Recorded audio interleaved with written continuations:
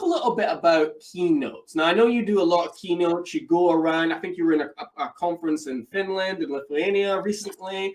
And it would be good to hear a little bit about your process. So when you get the call or when the keynote's booked, what's the sort of steps you take before getting on that stage to ensure it goes as good as possible? Great. All right. Do you want an answer before like contract is written or when it's just a like connection to be a speaker? Which part of the pipeline do we go? Yeah, the deal's signed, the money's transferred, all that's sorted. Let's talk about the speaking process for preparation. All right. So then in that case, we already know what's going to be the topic, what's going to be the main takeaway that the event wants to get out for their audience. So we already have a topic in place. Most often, I already have a speech in place. So it's probably something that I've talked before about. So then would start the tailor making. So really making sure that this speech that I have, even if I've had it before, even if it's something that I've delivered before, it is now going to be relevant for this audience. So if I speak on an event that's going to be just for business owners, I add a little tweak in there to talk about something relatable for the business owners instead. Or if I speak in a networking event and it needs to be more generalized, I need to keep my stories more general. Or if my speech is in a specific time frame, or if I need to stretch it out or condense it. So that's obviously the first part, to really start working about the content itself of how do you want to rebuild it or build it overall if it's not built yet. So content comes first, of course, but then after that comes practice. And well, Toastmaster is a great place, but unfortunately, most of the speech are 5 to 7 minutes. What I like to do is I actually test my keynotes in Toastmasters in 5 to 7 minutes. So I actually condense all of my speeches always to 5 to 7 minute speech because the main takeaway should be able to take away within 5 to 7 minutes. And this way I can now add more stories. I can now add more examples. I can now add more meat into the keynote. But any 5 to 7 minute speech in Toastmasters could be stretched out to a keynote. So that's kind of what I always tell everybody. If they have a really strong speech in international speech, for example, that can be stretched out into a keynote as well. So I do that, but in a reverse way. So I take a longer speech and then I test the main message into my playground that I like to call Toastmasters. And then I go from there. But on top of that, of course, I practice at home. I go through kind of what are the main points that I want to go through. Do I want to have a presentation? I always do my presentations that I can do. My actually goes a little bit more towards what we just talked about. My presentation is never something that I can handle my speech without. So it's just the additional value behind me, but it's never including something that's not in my speech. So in case it happens that something blacks out, I'm good to go no matter what. So that's kind of what I make sure in that preparation. And then afterwards, when the presentation is done, the keynote is done, the practice is there, I choose what I'm going to wear. That's number one.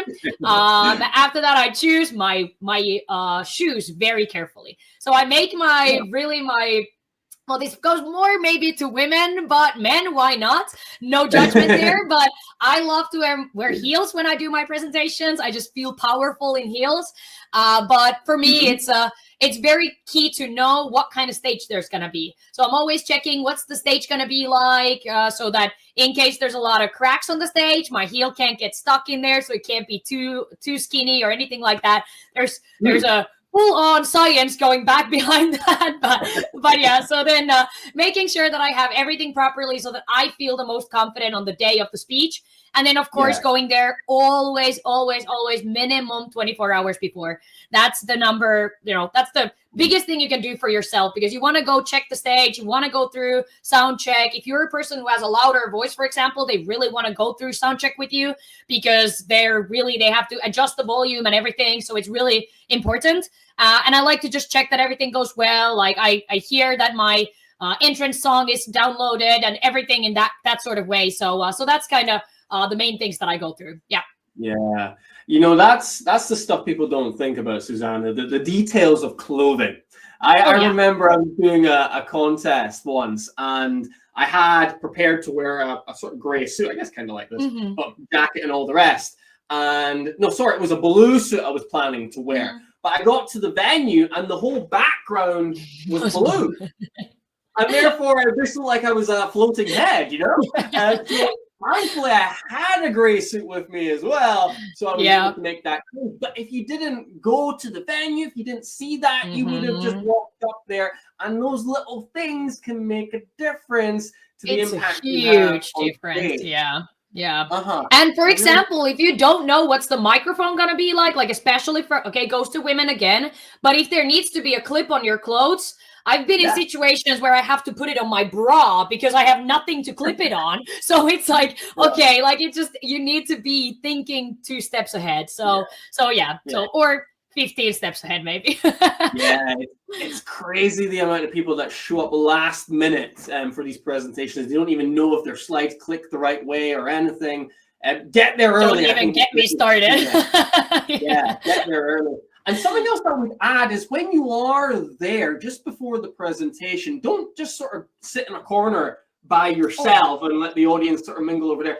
Get in with the audience, talk to them, actually get to know them. You might actually find some key information out that you can then bring into your keynote kind of off the cuff, which really 100%. Even more for the audience 100%. There too. Yeah, what I would add to that, because you said right before, so I actually this always is very personal. Like I love how people are so different. So for example, for myself, I network quite small amount before my speeches, and then I do all the networking afterwards. So I talk if it's a long conference and I'm a midway half-day speaker, like for example in the last conference, then I speak obviously and I network a lot. But for example in Finland, I was quite early in the day and I didn't do that much networking beforehand. So my main focus went on getting myself on that energetic mode, getting myself, my voice very warmed up. For example, in the afternoon speech, I actually was a full 30 minutes in my hotel room right before my speech because